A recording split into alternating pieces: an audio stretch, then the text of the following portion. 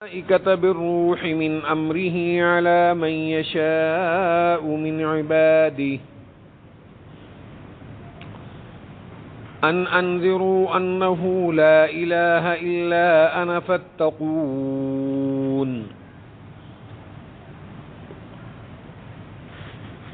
خلق السماوات والأرض بالحق تعالى عما يشركون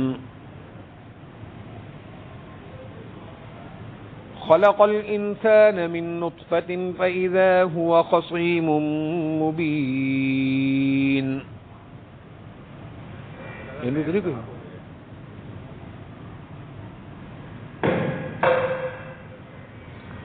تو تار خراب ہے والأنعام خلقها لكم فيها دفء ومنافع ومنها تأكلون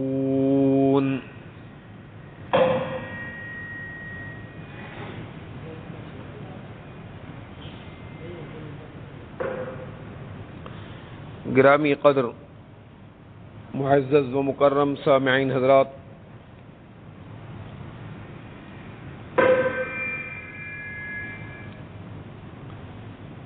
اللہ سبحانہ و تعالی کے فضل اور کرم سے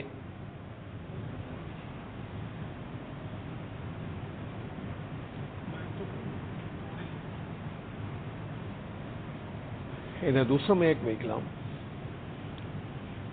گزشتہ جمعہ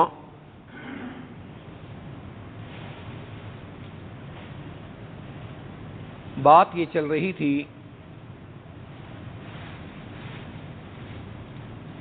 کہ اللہ سبحانہ و تعالی نے اس انسان کو جو پیدا فرمایا، مسئلہ اتھی ہے انہوں نہیں اتھی ہے تار شاید لوزے دی،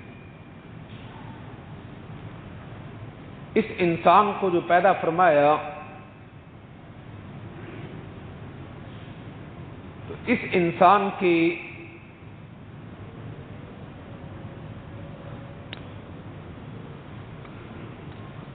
انسان کے اندر دو چیزیں ہیں،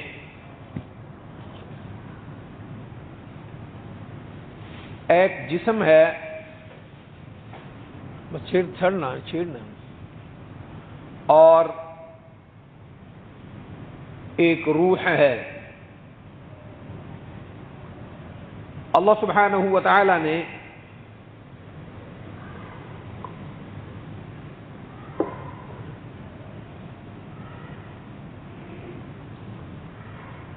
انسان کے اس جسمانی نظام کو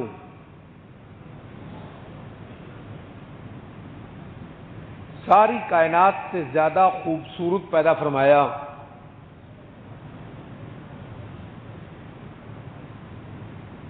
بلکہ بعض احادیث مبارکہ میں تو ایسا بھی آیا ہے کہ اللہ سبحانہ و تعالی نے انسان کو اپنی صورت پر پیدا فرمایا،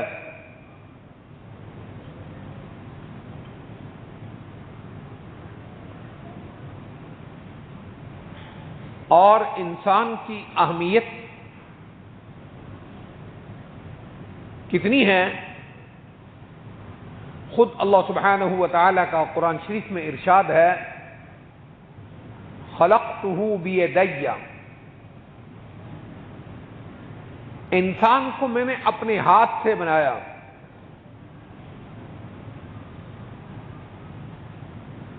ساری کائنات جو بنی ہے وہ کلمہ کن سے بنی ہے، انما امرہ اذا اراد شیئا ان یقول له کن فیکون۔ اللہ سبحانہ و تعالی فرماتے ہیں کہ ہماری شان یہ ہے جب ہم کسی کام کو، کسی چیز کو وجود دینا چاہتے ہیں تو اس کو کہتے ہیں ہو جا، فیکون، وہ ہو جاتی ہے۔ تو دیکھو ساری کائنات کلمہ کن سے بنی ہے، حتیٰ کہ فرشتے بھی کلمہ کن سے بنے۔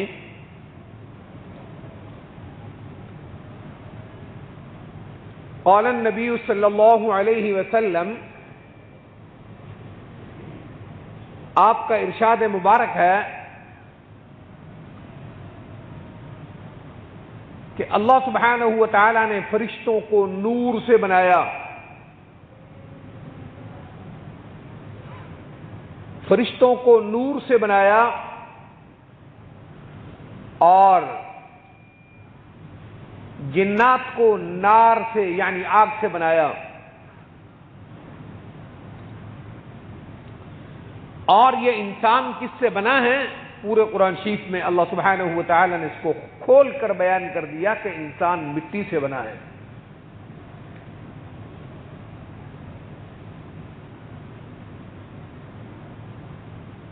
بظاہر تو فرشتے کی بڑی عظمت ہے کہ وہ نور سے بنا ہے. اچھا، ایک بات میرے ذہن میں آ گئی، وہ بڑی سمجھنے کی ہے. اس حدیث میں واضح ہے، یہ حدیث صحیح مسلم میں بھی ہے اور احادیث کی بے شمار کتب میں یہ حدیث موجود ہے کہ اللہ سبحانہ و تعالی نے فرشتوں کو نور سے بنایا. پورا قرآن اس سے بھرا ہوا ہے کہ اللہ سبحانہ و تعالی نے انسان کو مٹی سے بنایا. سورہ بقرہ سے آپ کو ملنا شروع ہو جائے گا، پورے قرآن میں ملے گا مٹی سے بنایا. جنات کو آگ سے بنایا. قرآن نے اس کو بھی بیان کر دیا کہ آگ سے جو بنایا گیا ہے، آگ کی جو لو ہوتی ہے، آگ کی جو لپک ہے جس سے انسان جلتا نہیں ہے، اس لپک سے جنات بنے ہیں. من نار السموم اللہ قرآن میں کہتا ہے. سبحان اللہ بحمدہ سبحان اللہ العظیم. جنات جو نور سے بنے ہیں یہ بھی کہیں نہیں آیا کہ نہ فرشتے جو نور سے بنے ہیں یہ کہیں نہیں آیا کہ فرشتے اللہ کے نور سے بنے، یہ کہیں نہیں آیا. فرشتے نور سے بنے ہیں، وہ نور اللہ کے نور سے ہے؟ نہیں، عین شرک ہے. تو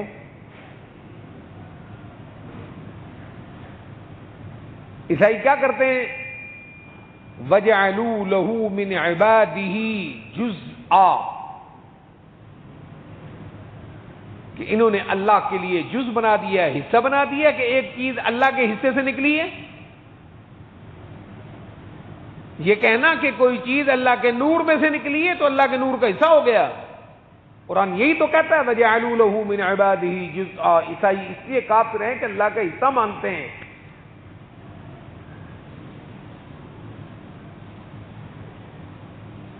انسان سارے مٹی سے بنے اور اللہ سبحانہ و تعالی نے آپ صلی اللہ علیہ وسلم کے بارے میں فرمایا کہ آپ ان انسانوں میں سے ہی ہیں. کیوں نہ ہو بھئی، آپ حضرت عبداللہ کے بیٹے ہیں، حضرت آمنہ کے بیٹے ہیں. آپ کے والد محترم کا نام عبداللہ ہے، والدہ کا نام حضرت آمنہ ہے، دادا چاچا کا نام ابو طالب ہے، دادا کا نام عبد المطلب ہے، پردادا کا نام عبد مناف ہے، اوپر تک. تو نور کہاں سے آ گیا جی؟ یہ کتنی بڑی جہالت ہے. اور پھر کہتے ہیں کہ اول ما خلق اللہ نوری، یہ اتنا بڑا کوڑ ہے.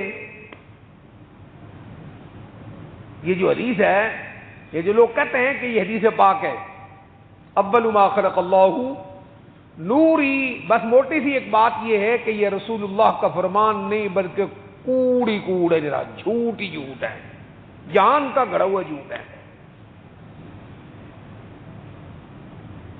اچھا، جو مولوی یہ حدیث سنائے نا، جو مولوی یہ حدیث سنائے کہ اول ما خلق اللہ نوری، اس کو صرف اتنا کہہ دو کہ یہ حدیث پوری پڑھ، پوری پڑھ رہا، یہ اتنی لمبی ہے، جتنا ہاتھ میں لمبا کیا اتنا لمبا گھڑا جھوٹ ہے. کہ جی حدیث زرقانی شریف میں لکھی ہے زرقانی شریف حدیث کی کتاب ہے ہی نہیں، وہ تو سیرت کی کتاب ہے، پھر وہ اصل نہیں ہے۔ یہ زرقانی جو کتاب ہے بڑی کتابوں میں شمار ہے، یہ مواہب لدنیا کی شرح ہے، مواہب لدنیا اصل سیرت کی کتاب ہے، اس کی شرح زرقانی ہے۔ انہوں نے کہا ہے کہ یہ مصنف عبدالرزاق میں یہ حدیث آئی ہے۔ اور آپ یہ جانتے ہیں کہ جب بڑے لوگ غلطی کرتے ہیں تو وہ چھوٹی سی کرتے ہیں، بڑے لوگ غلطی نہیں کرتے، غلطی ہم جیسے کرتے ہیں، بڑے لوگ غلطاڑ کرتے ہیں۔ انہوں نے کہا یہ مصنف عبدالرزاق میں نے مصنف عبدالرزاق کا ایک ایک ورق دیکھا ہے، ایک ایک حرف دیکھا ہے، اس میں نہیں ہے۔ اچھا، پھر اس شرح زرقانی کے بعد جتنی بھی دنیا کی کتابوں میں یہ حدیث پائی گئی ہے، سب نے حوالہ مکھی پہ مکھی مارتے آئے، بڑے بڑے آج سے 500-600 سال سے اسی پہ مکھی مارتے آئے، یہ حدیث مصنف عبدالرزاق میں، مصنف عبدالرزاق میں، مصنف عبدالرزاق میں، اور کوئی نہیں، وہاں نہیں ہے۔ اچھا، پھر زرقانی میں یہ کوئی 60 کلومیٹر لمبی حدیث ہے۔ حدیث کیا؟ حدیث تو ویسے میں کہہ رہا ہوں گپ ہے، اس گپ کا ایک ٹکڑا انہوں نے لے رکھا ہے، اول ما خلق اللہ نوری، بس اس کو لے کر پوری دنیا امت مسلمہ کو کہتے ہیں جو بشر مانے وہ کافر ہے۔ چل خیر، اللہ ان جھوٹوں سے ہماری حفاظت فرمائے۔ بہرحال میں عرض کر رہا تھا کہ انسان کے دو وجود ہیں، ان دو وجودوں سے انسان مرکب ہے، ایک جسم ہے، ایک روح ہے۔ اگر انسان کے جسم کو دیکھا جائے تو یہ مٹی سے بنا ہے، فرشتے نور سے بنے ہیں، تو انسان کو نور سے کم ہونا چاہیے، فرشتوں سے کم ہونا چاہیے، لیکن ایسا نہیں ہے۔ یہ انسان اگر انسان ہو، کیا کہا جی میں نے؟ یہ انسان اگر انسان ہو تو یہ فرشتوں سے اعلیٰ ہے۔ یہ میں نے کیوں کہا ہے؟ یہ میں نے کیوں کہا ہے کہ یہ انسان اگر انسان ہو؟ اس کا مطلب یہ ہے کہ ہر انسان جو چاہے شریعت کا پابند ہو یا شریعت کا پابند نہ ہو، کتنا بھی غلیظ اور گندا ہو، وہ یہ سمجھے کہ میں فرشتے سے افضل ہوں، نہیں، ایسا نہیں ہے۔ وہ انسان افضل ہے فرشتوں سے جو انسان ہے۔ میری بات آپ سمجھ رہے ہیں؟ اور انسان کہتے کس کو ہے؟ جو اللہ کے حکم کا سب سے اعلیٰ انسان اللہ کے نبی ہوتے ہیں۔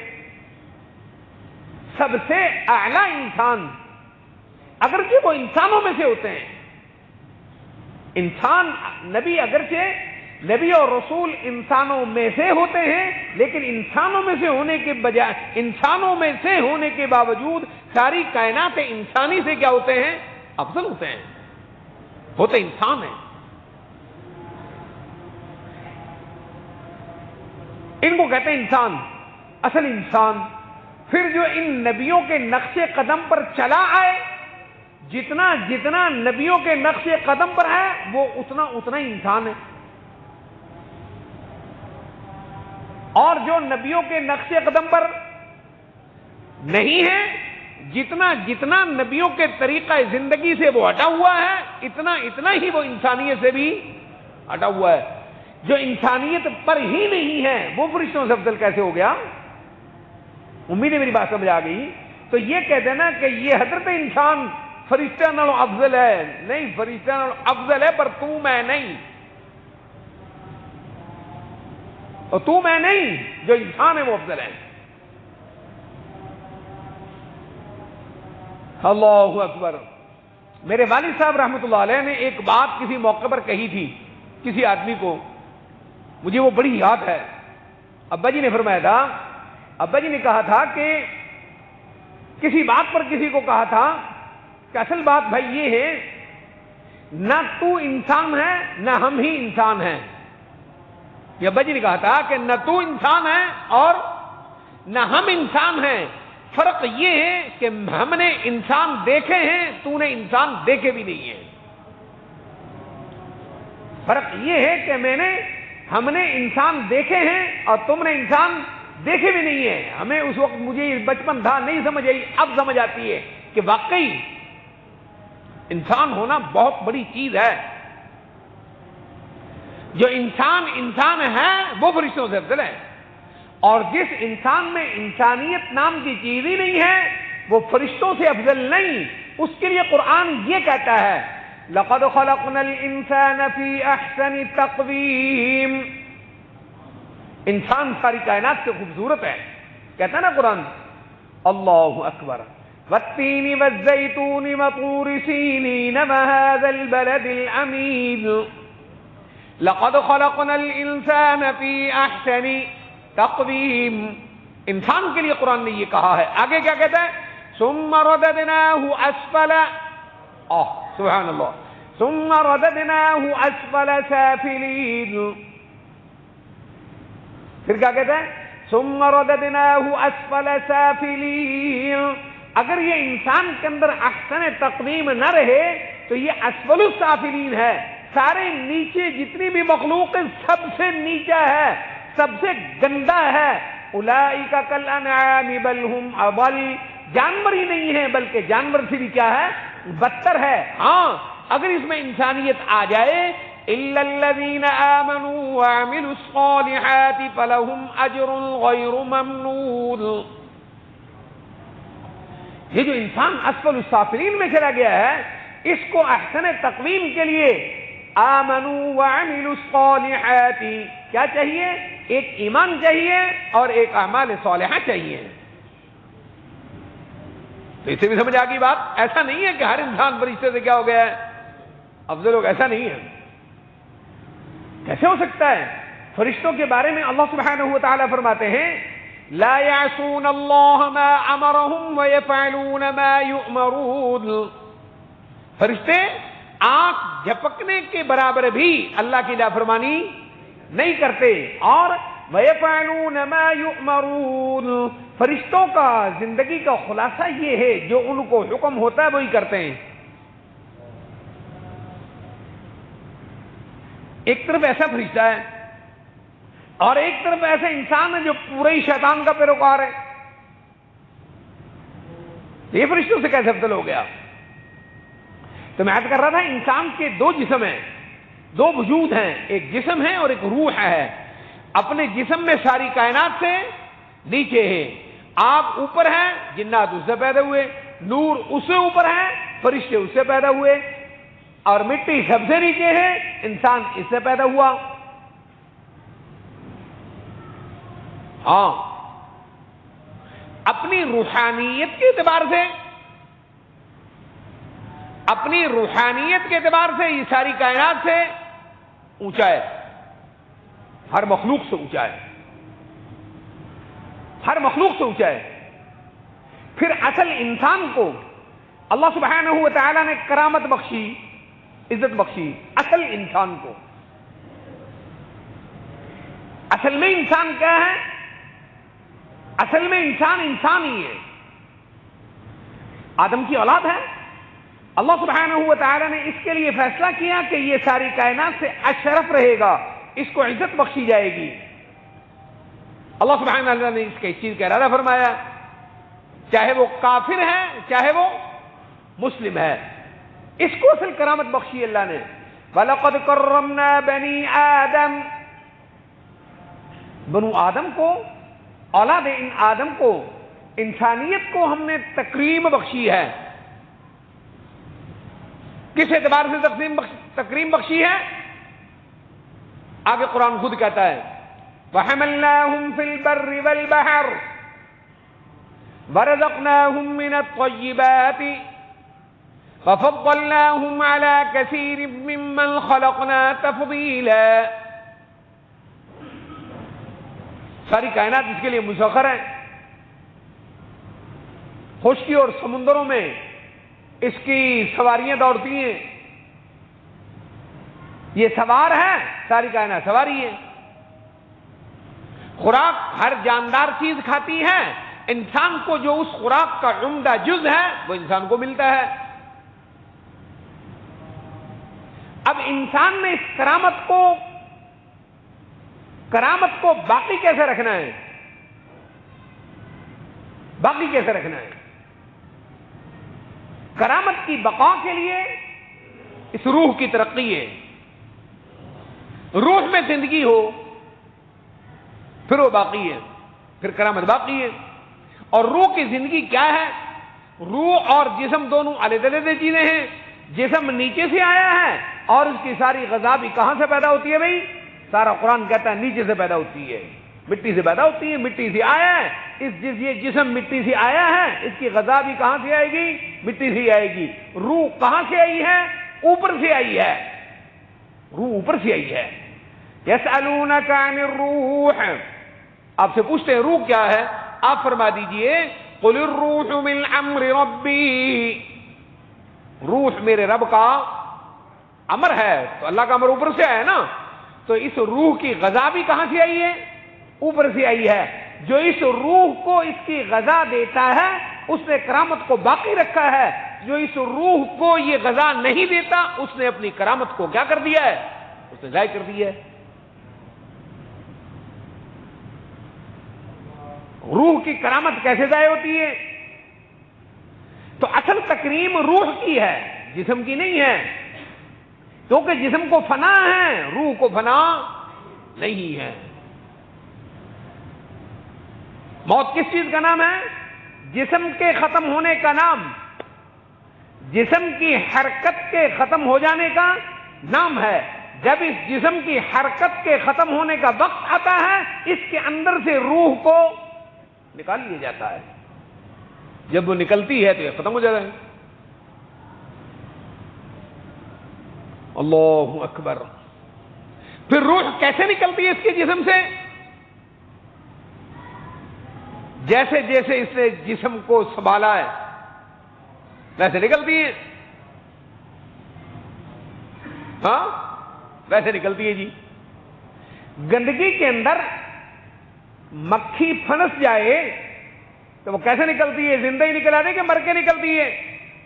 بولو، مر کر نکلتی ہے. شہد میں مکھی پھنس جائے وہ نکل جاتی ہے. نہیں سمجھیے آپ کو؟ گندگی میں غلاظت کے ڈھیر میں یہ مکھی پھنس جائے تو مر کے نکلتی ہے، اور شہد میں پھنس جائے تو نکل آتی ہے. تھوڑی دیر کے بعد آرام سے نکل کے اٹھ جاتی ہے، اس کو کچھ بھی نہیں ہوتا. نہیں سمجھے؟ سب سے بڑی غلاظت کفر ہے. سب سے بڑی غلاظت کفر ہے. اللہ اکبر. سب سے بڑی غلاظت شرک ہے. شرک ہے. اس میں روح دب جاتی ہے، اٹھنے کا نام نہیں لیتی، دب جاتی ہے. پھر یہ پاک نہیں ہوتی. اس کو جو چاہے کر لے یہ پاک، کیونکہ یہ غلاظت کے ڈھیر میں دب چکی ہے. قرآن کہتا ہے انما المشرکون نجس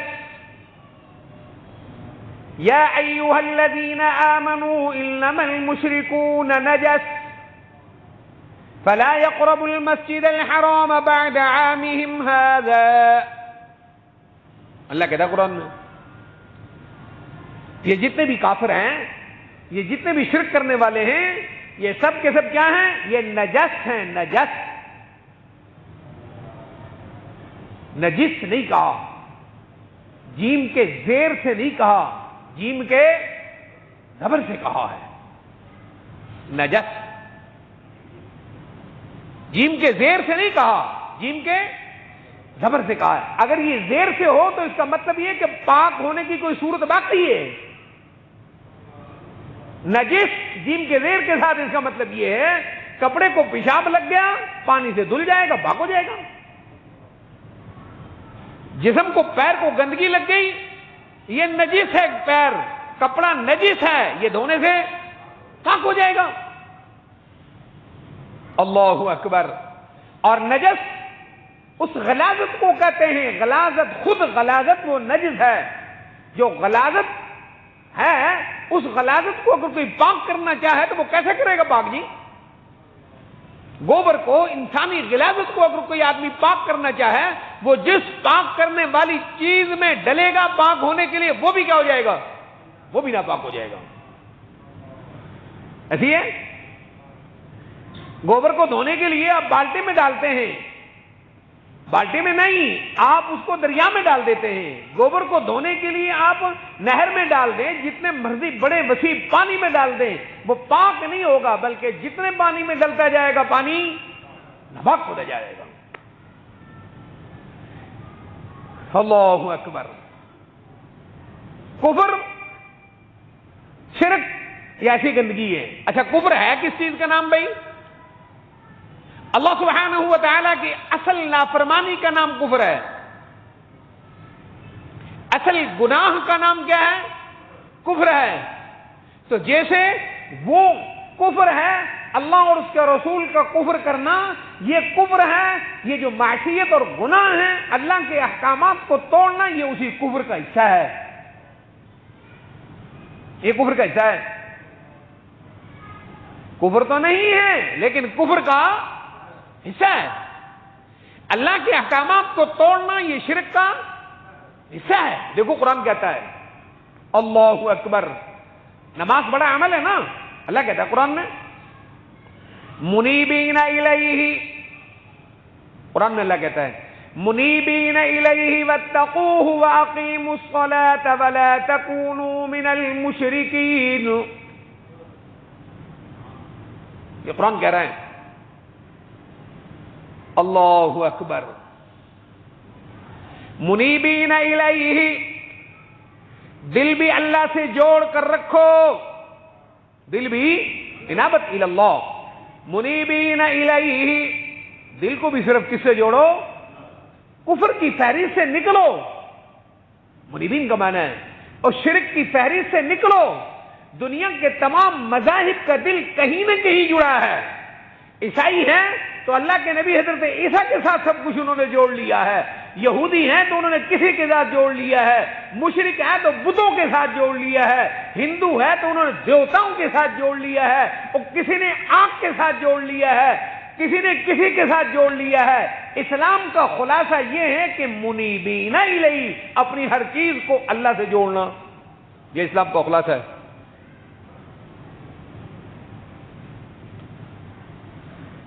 کہ نہیں؟ عیسائی کس سے جڑا ہے؟ آپ نے کسی کو کبھی دیکھا ہے کسی عیسائی کو بت کے سامنے گرتا ہوا؟ آپ نے دیکھا ہو کوئی؟ اس نے کوئی مورتیں رکھی ہوں، کسی قبر کے آگے گرتا ہوا، کسی قبر کے آگے گرتا ہوا؟ عیسائیوں میں اولیاء نہیں تھے؟ قرآن تو کہتا تھے، قرآن تو کہتا تھے۔ یہودیوں میں بھی تو اولیاء تھے، قرآن کہتا ہے تھے۔ اتخذوا احبارهم ورهبانهم اربابا من دون اللہ، اولیاء تو تھے، ان کی قبروں کے آگے تو کوئی نہیں گرتا۔ عیسیٰ علیہ السلام کے آگے گرتے ہیں، اور عیسیٰ علیہ السلام کون ہے؟ کون ہے بھی؟ ولی کے نبی؟ تیرے سارے ولیوں سے اونچے ہیں کہ نہیں؟ کیا خیال ہے آپ کا؟ امت کے سارے ولیوں سے حضرت عیسیٰ علیہ السلام افضل ہیں کہ نیچے ہیں؟ بھئی اللہ کے نبی ہیں وہ، قرآن ان کو کافر کہتا ہے۔ لقد كفر الذين قالوا ان الله هو المسيح ابن مريم، لقد كفر، وہ کافر ہے۔ پھر کہتا ہے لقد كفر الذين قالوا ان الله ثالث ثلاثة وما من اله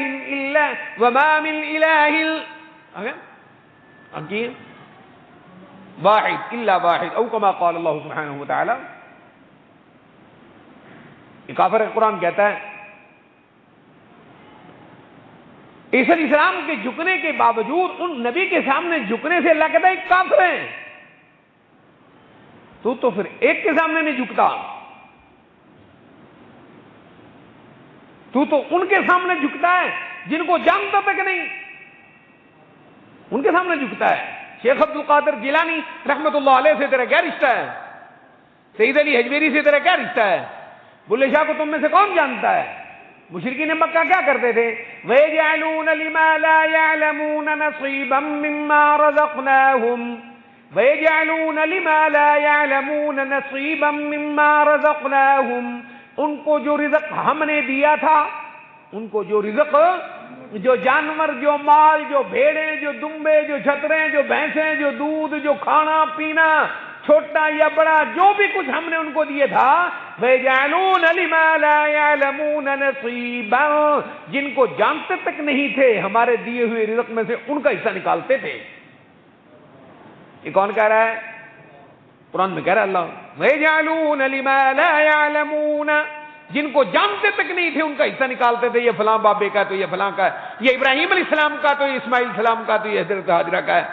اٹھا کے پڑھ کے دیکھ لو تاریخ ہے، حدیث کی کتاب اٹھا کے دیکھ لو، کچھ نہیں، بخاری دیکھ لو۔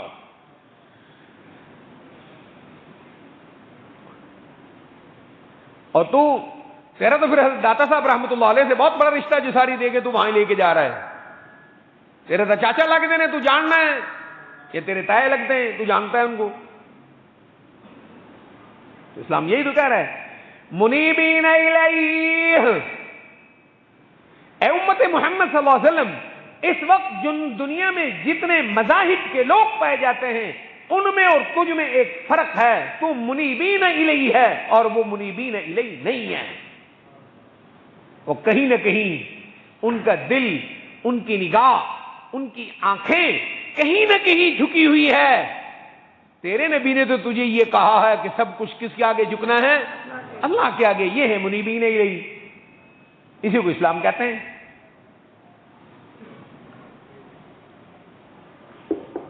اسی سے پاک ہوتا ہے دل۔ مشرک کو قرآن کہتا ہے نجس، نجس، نجس، گندگی ہے، گندگی، انسانی غلاظت سے بدتر ہے، غلاظت سے بدتر ہے، یہ قرآن کہہ رہا ہے نجس، جیم کے زبر کے ساتھ۔ کیوں کہہ رہا ہے؟ وہ 1000 جگہ پہ گرتا ہے۔ تو تجھے قرآن کیا کہتا ہے؟ تو سارے جہان میں گر کے بھی پاک ہے۔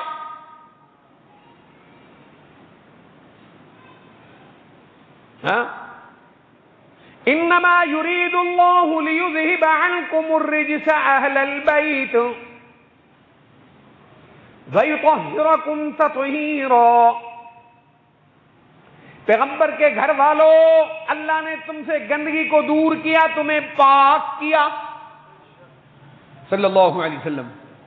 قرآن کہہ رہا ہے انما يريد الله ليذهب عنكم الرجس اهل البيت وَيُطَهِّرَكُمْ تَطْهِيرًا۔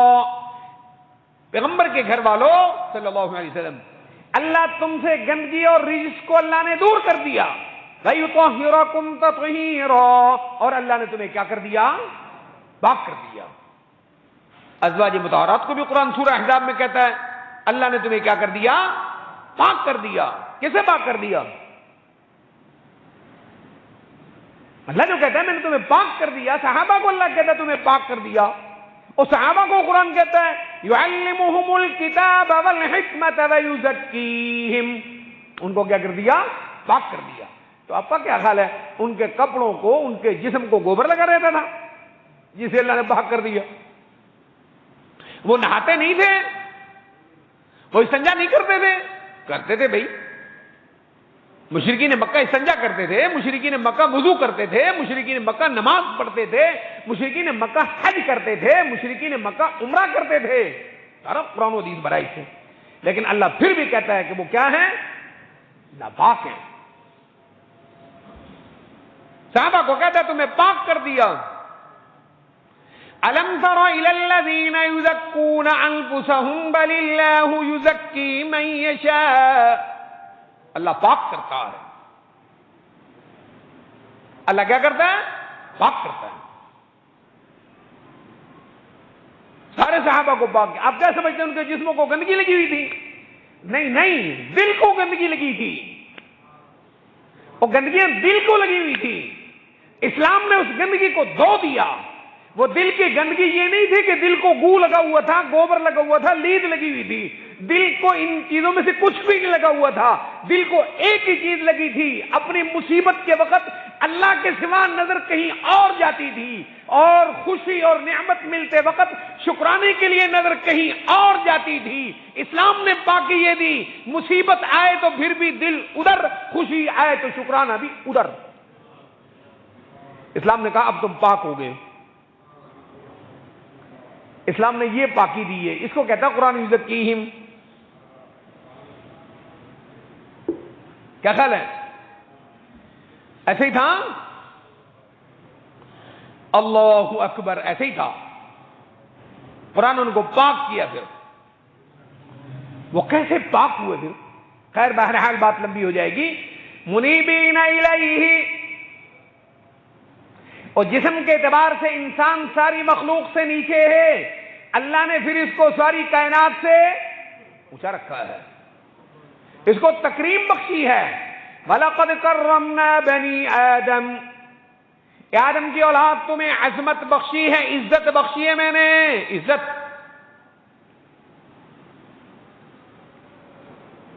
اللہ اکبر، کیسے عزت بخشی ہے؟ یوم ندعو کل اناس بامامہم، یہ کہہ رہا ہے قرآن۔ یوم ندعو کل اناس بامامہم، اپنے اپنے امام کے ساتھ آؤ گے۔ سب سے بڑا امام کون ہے؟ اللہ کے نبی۔ ہاں، سب سے بڑے امام کون ہوتے ہیں؟ اللہ کے نبی۔ پھر امام کون ہے؟ اپنے اپنے علاقے کے علماء جن سے تم نے دین سیکھنا ہے۔ پھر امام کون ہے؟ اپنے اپنے علاقے کے نیک لوگ جو تمہیں کدھر دعوت دیں؟ اللہ کی طرف دعوت دیں، وہ تمہارے امام ہیں۔ جو تمہیں اللہ کی طرف دعوت دے وہ امام ہے۔ اب یہ روح پاک ہوئی ہے، یہ پاک ہو کر اب ساری کائنات سے افضل ہے۔ جب تک یہ نہ پاک ہو، شرک کیسا ہے؟ منیبین الیہ واتقوہ، دل سے اللہ کی طرف متوجہ رہو، یہ پاکی ہے۔ واتقوہ، اپنے اعضاء سے اللہ کے حکم کو پورا کرو، روح کو دل کو متوجہ رکھو منیبین الیہ، کس کی طرف؟ واتقوہ، اور اپنے اعضاء سے اعمال کون سے کرو؟ جو اللہ نے مقرر کیے ہیں، اللہ نے مقرر کیے ہیں۔ تقویٰ کیا ہے؟ متقی کیا ہوتا ہے؟ واتقوہ، اسے پاک ہوگا تو پھر تو فرشتوں سے اونچے چلا جائے گا۔ یہ تقویٰ کیا ہے؟ تقویٰ اس کا نام تھوڑا ہے۔ تیرے ہاتھ میں تسبیح ہے، سارے جہان کی بدماشی تو کرتا ہے، تسبیح پڑھتا رہتا ہے، ساری جہان کے جھوٹ بکتا ہے، تسبیح پڑھتا رہتا ہے، سارے جہان کے ظلم کرتا ہے، تسبیح پڑھتا رہتا ہے، خیانت و بدیانتی تیری فطرت ہے، تسبیح پڑھتا رہتا ہے، جھوٹ بولتا ہے، تسبیح پڑھتا رہتا ہے، لوگوں کے حقوق کو غصب کرتا ہے، تسبیح پڑھتا رہتا ہے، پڑوسی کی جان کو سیخ پر رکھتا ہے، تسبیح پڑھتا رہتا ہے۔ ان چیزوں تسبیح کا نام تقویٰ نہیں ہے، اور تقویٰ اس چہرے پر محراب پڑ جانے کا نام نہیں ہے، تقویٰ اس کا نام نہیں ہے کہ تو نے پتھر سے چہرہ رگڑ کر محراب ڈال لیا کہ دیکھنے والے کہیں بڑا حاجی نمازی ہے، اتنا چنگا کاروبار کرو، پتہ ہوتا لگے گا جنہیں ٹیکٹ 60 گز ڈلا دے گا، پتہ تب لگے گا۔ نہیں، تقویٰ کیا ہے؟ غور کر، قرآن کہتا ہے منیبین الیہ واتقوہ، یہ تقویٰ کیا ہے جی؟ قرآن شروع میں کہتا ہے ذالک الکتاب لا ریب فیہ ھدی للمتقین۔ قرآن کن کے لیے ہے؟ قرآن کن کے لیے ہے؟ متقین کے لیے ہے سر، متقین کے لیے ہے۔ وہ کون ہے متقی؟ ان کو کہتے ہیں متقی ولی جو ولیوں کی قبروں درباروں کو گھیر کے بیٹھ جائیں، ان کو کہتے ہیں ولی ان مجاوروں کو جن کے لیے مردوں کی قبریں امریکی ڈالر سے زیادہ قیمتی ہو گئی ہیں، ان کو کہتے ہیں۔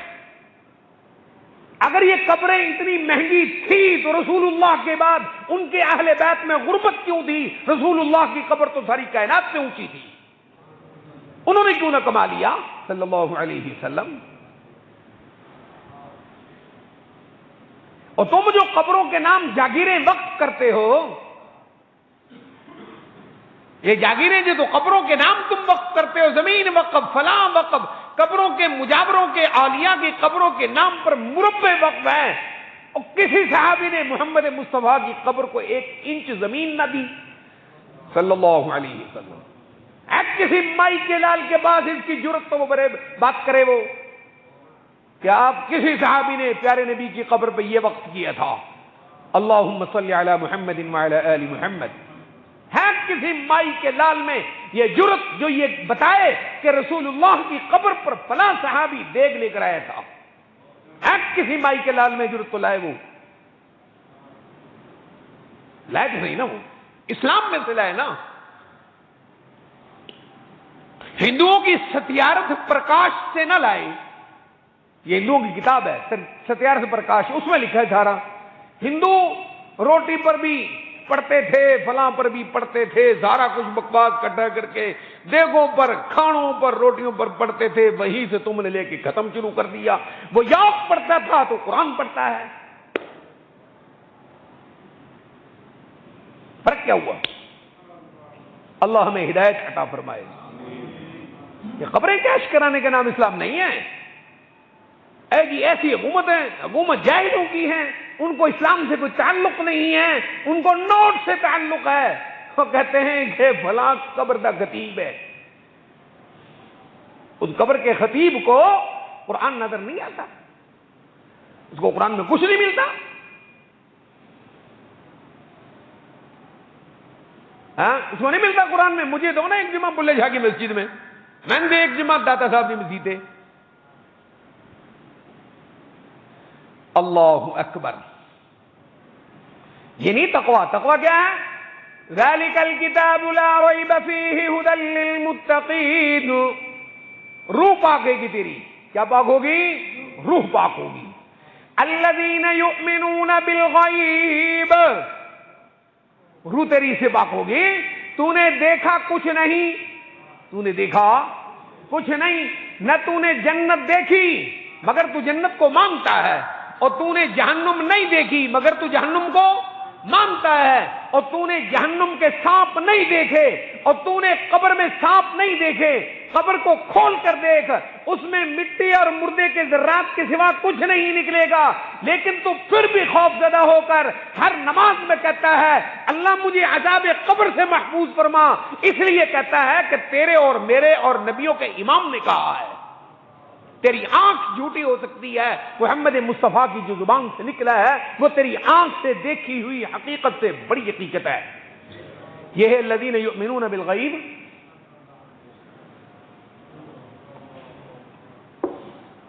اس کو کہتے ہیں الذین یؤمنون بالغیب۔ محمد مصطفیٰ صلی اللہ علیہ وسلم نے تجھے سمجھایا ہے قبر کا ایک ایک سانپ خچر اور گدھے سے بڑا ہے۔ محمد صلی اللہ علیہ وسلم نے کہا ہے نا، قبر کا ایک ایک بچھو خچر سے بڑا ہے، اگر ایک دفعہ وہ زمین میں اپنی پھنکار اور زمین کو سونگ لے تو قیامت تک روئے زمین پر کچھ نہیں اگے گا۔ کچھ بھی نظر نہیں آتا ہمیں، تو کچھ بھی نہیں آتا۔ تو لے آ قبرستان سے پکڑ کے بچھو، وہ تجھے کاٹ بھی دے تو بچ جائے گا، لیکن پھر بھی ہمارا ایمان کیا کہتا ہے؟ اندر ایسا ہے، ایسے بچھو ہیں کیونکہ محمد مصطفیٰ نے کہا ہے صلی اللہ علیہ وسلم۔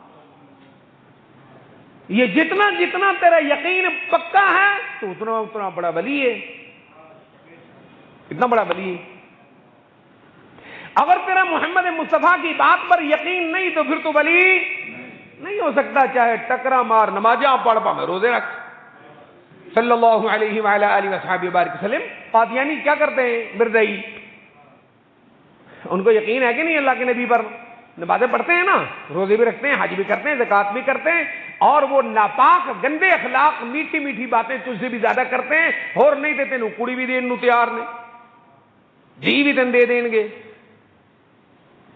پیسے بھی دے دیں گے، تجھے جرمنی کا ویزا بھی 1 منٹ میں لے دیں گے. ہاں، امریکہ سے لے کر ساری کائنات کو ایک قادیانی کے ساتھ کچھ ہو جائے تو سب کچھ نظر آتا ہے. ان بغیرتوں، بدماشوں، خنزیروں کو ڈاکٹر عافیہ نظر نہیں آتی، وہ ان کو نظر نہیں آتی. خدا کی کروڑوں لعنتیں ہوں ان مسلمان حکمرانوں پر جن کو ڈاکٹر عافیہ کے کیس کا علم ہے، پھر ان کو کتے والے سانپ نے سونگ رکھا ہے. خدا کی لعنت ہے ان پر اور ان کی طاقتوں پر. یہ کچھ بھی نہیں ہے، خدا کی قسم کچھ بھی نہیں ہے. تمام ممالک کے، اسلامی ممالک کے جرنیل ہوں، فوجی ہوں، آرمی چیف ہوں، خدا کی قسم یہ امریکہ کے ٹٹو اور پیشاب ہے اور کچھ نہیں ہے، کچھ بھی نہیں ہے. نہیں سمجھ آئی تو ایمان کہاں سے آئے گا؟ اس کو تھوڑا ایمان کہتے ہیں. جب تیرا رسول اللہ کی بات سے ہٹا، نظریہ ہٹا، تو اسی وقت ایمان سے خالی ہو گیا، اندر تیرا ناپاک ہو گیا. اس پر آپ کو ایک واقعہ سناتا ہوں. ایک آدمی، ایک ڈاکٹر تھا، وہ قادیانی ہو گیا. ایک ڈاکٹر تھا، وہ قادیانی ہو گیا. اس کو بڑے بڑے علماء نے بڑا کچھ سمجھایا، بڑے دلائل دیے، مگر اس پہ کوئی اثر نہیں ہوتا تھا. مولانا یوسف لدھیانوی صاحب رحمت اللہ علیہ، کراچی والے، ختم نبوت کے پہلے، اب سے 2 مرتبہ پہلے کے جو امیر تھے، مولانا یوسف لدھیانوی دیوبندی، وہ ختم نبوت کے امیر تھے. وہ کہیں تشریف لائے، لوگ اس کو لے آئے کہ یہ بندہ قادیانی ہو گیا ہے اور اس کو کوئی دلیل نہیں سمجھ آتی. انہوں نے پوچھا، ہاں بھائی آپ کو کس دلیل نے متاثر کیا؟ اس ڈاکٹر صاحب نے کہا، میں کسی مولوی کی بات سن کر قادیانی نہیں ہوا، میں کسی مولوی کی بات سے، کسی قادیانی کی بات سے قادیانی نہیں ہوا، مرزے کی دلیل سے نہیں ہوا، مجھے اللہ نے براہ راست رہنمائی کی ہے کہ مرزا سچا ہے. اس سے میں کیا ہوا ہوں؟ قادیانی ہوا ہوں. مولانا فرماتے ہیں، میں نے کہا اللہ نے تجھے رہنمائی کی؟ کہتے ہاں. کیسے؟ اس نے کہا جی میں نے ایک دن استخارہ کیا، اللہ یہ مرزائی سچے ہیں کہ مسلمان سچے ہیں، ان میں جو سچا ہے مجھے دکھا دے. میں نے خواب میں کیا دیکھا؟ خواب میں مجھے مرزا قادیانی دکھایا گیا اور اللہ کی طرف سے آواز آئی کہ یہ اللہ کا سچا نبی اور رسول ہے. کون؟ کانا مرزا. اب بتاؤ مجھے، اللہ نے بتایا نا. کس نے بتایا؟ اللہ نے بتایا، اس لیے میں قادیانی ہوں، میں کوئی دلیل سے تھوڑا ہوں. مولانا ہنس پڑے. مولانا فرمایا ہو. اس نے کہا جی کیا ہوا؟ مولانا فرمایا بھی اصل بات یہ ہے، جیسے ہی تو نے استخارے کی نیت کی، محمد مصطفیٰ صلی اللہ علیہ وسلم فرما چکے ہیں، قرآن میں آ چکا ہے، ما كان محمد ابا احد من رجالكم ولكن رسول الله وخاتم النبيين. قرآن میں آ گیا، محمد مصطفیٰ نے کہہ دیا کہ میں آخری صلی اللہ علیہ وسلم. اب جب جیسے ہی تو نے کیا کرنا شروع کیا؟ استخارہ، تو تیرے دل میں محمد مصطفیٰ کی آخری نبوت کے بارے میں، اس بات کے بارے میں شک تو ہو گیا نا. شک ہوا تو نے استخارہ کیا نا، اور جیسے ہی تو نے شک کیا تو کافر ہو گیا، تو مسلمان تھا ہی نہیں. استخارہ کیا کرے گا وہاں؟ تو تھا ہی کافر. اللہ نے کافر شیطان کی آواز تجھے سنا دی. اس کو اللہ نے دماغ کھول دیا اس کا، اور مسلمان ہو گیا. کہ بات تو اب سمجھ آئیے. ہاں، محمد مصطفیٰ کی ہر بات کو تو پہلے قبول کرے، اس سے نجاست دل کی کیا ہوتی ہے؟ صاف ہوتی ہے. اسی کو قرآن کہتا ہے ھدی للمتقین الذین یؤمنون بالغیب. ایمان بالغیب میں تو پکا ہو، ایمان بالغیب میں تو پکا ہو. ایک حدیث سنو، ایمان بالغیب کتنی بڑی نعمت ہے. آپ صلی اللہ علیہ وسلم تشریف فرما تھے، آپ نے فرمایا میرا دل چاہتا ہے میں اپنے بھائیوں کو دیکھوں. کیا فرمایا؟ میں اپنے، صحابہ نے کہا یا رسول اللہ لسنا اخوانوں کا، ہم آپ کے بھائی نہیں ہیں. آپ نے فرمایا نہیں، الذین یأتون بعدی، جو میرے بعد میری امت آئے گی قیامت تک، وہ ہے میرے بھائی، وہ ہے میرے بھائی۔ آپ نے پوچھا صحابہ یہ بتاؤ، میرے صحابہ یہ بتاؤ سب سے افضل ایمان کس کا ہے؟ صحابہ سوچ میں پڑ گئے، انہوں نے کہا کہ یا رسول اللہ سب سے اونچا ایمان فرشتوں کا ہے۔ کن کا؟ فرشتوں کا ہے۔ کیوں جی؟ آپ نے فرمایا کیوں؟ یا رسول اللہ انہوں نے اللہ کے قرب میں رہتے ہیں، اللہ کے عرش کو دیکھا ہے، فرشتوں سے کوئی ڈکا چھپا؟ آپ نے فرمایا نہیں، فرشتوں نے سب کچھ دیکھ رکھا ہے، اگر ایمان نہ لائیں تو کیا کریں گے وہ؟ فرشتوں نے جب اللہ کو دیکھ رکھا ہے تو ایمان نہ لائیں گے تو کیا ہوگا؟ اچھا، پھر صحابہ نے کہا کہ یا رسول اللہ سب سے افضل ایمان نبیوں کا ہے۔ کن کا؟ نبیوں کا ہے۔ آپ مسکرائے، آپ نے فرمایا کیوں بھائی؟ نبیوں پر اللہ کی وحی نازل ہوتی ہے، اللہ نبیوں سے ہم کلام ہوتا ہے، نبی ایمان نہیں لائے گا تو کیا کرے گا؟ ہاں صحابہ نے اور سوچا، یہ ہے الذین یؤمنون بالغیب، دل کی گندگی اس سے صاف ہوتی ہے۔ کہو اللہ اکبر، اس سے پاک ہوتی ہے۔ آپ نے فرمایا پھر؟ صحابہ نے کہا یا رسول اللہ پھر ہمارا ایمان سب سے افضل ہے۔ آپ نے فرمایا کیوں؟ کہ یا رسول اللہ ہم آپ پر ایمان لائیں؟ آپ نے فرمایا تم نے مجھے دیکھا ہے، تم نے مجھے دیکھا ہے، قرآن کو اترتے ہوئے تم نے دیکھا ہے، تم ایمان نہیں لاؤ گے تو کیا کرو گے؟ صحابہ نے پوچھا یا رسول اللہ پھر افضل ایمان کس کا ہے؟ آپ نے فرمایا الذین یأتون بعدی، جو قیامت تک مسلمان میرے بعد آئیں گے، جنہوں نے مجھے دیکھا نہ ہوگا پھر بھی کہیں گے لا الہ الا اللہ محمد، پھر بھی کہیں گے۔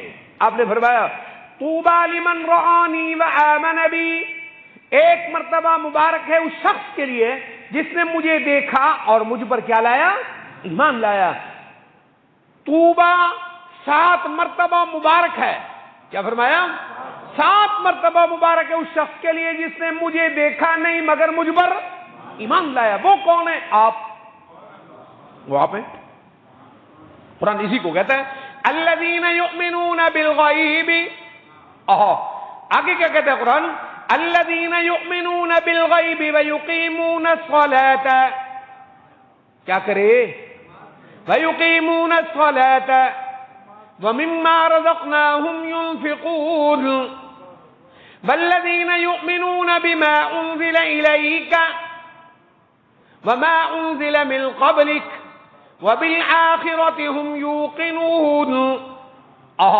جو اس کو کرے، باقی جمعہ تفصیل اگلے جمعے، جو ان سارے کاموں کو کرے اولئک علی ھدی من ربہم، یہ ہدایت پر، ہدایت یافتہ یہ لوگ ہیں، قبروں والوں نہیں، ہاں قبروں کے مجابرین نہیں، قبروں کے مجابرین نہیں، قبروں کے گدی اور کھوتی نشین نہیں، یہ لوگ ہیں اولئک علی ھدی من ربہم، یہ ہے ہدایت پر، واولئک ھم المفلحون، یہ جائیں گے جنت میں۔